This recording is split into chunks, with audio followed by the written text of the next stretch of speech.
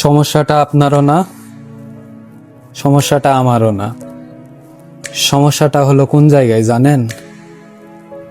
এই যে কালকে ঈদ, এই ঈদে মানুষ দুপুরে খাবার খাওয়ার পরে ভুং ভাং করে যারা বাইক চালাবে, আপনি না হয় সুন্দরভাবে গাড়ি চালাইতেছেন, কিন্তু অপর দিকে দেখেন কেবল হাতে বাইক পাইছে, অমনি একদম চড়ে লাফায় একটা ঘুরতে বের হয়ে গেছে।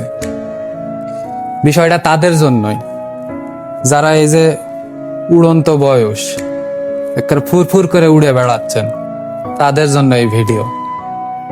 ভাই, ঈদ মানে আনন্দ, আনন্দ উৎসবের মতো করেই কাটাবেন।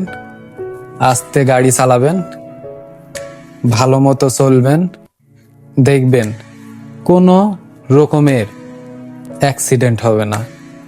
প্রতিটা ঈদে আমি দেখি অ্যাক্সিডেন্ট থাকেই, আর একবার তো আমার সামনে একদম অ্যাক্সিডেন্ট হয়েছিল, এটা আমি ভুলতেই পারি না।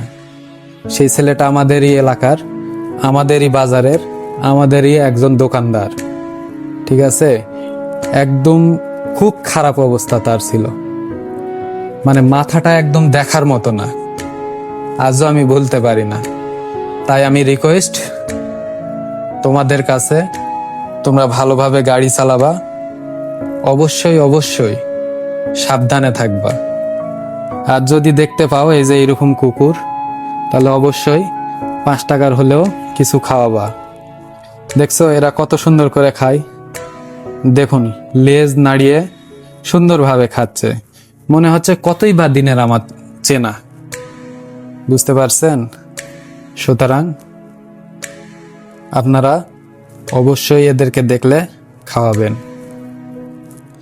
আর যাই হোক, আর আমি তোমাদেরকে যে পয়েন্টটা বলেছি অবশ্যই মাথায় রাখবা, সাবধানে কালকে গাড়ি চালাবা।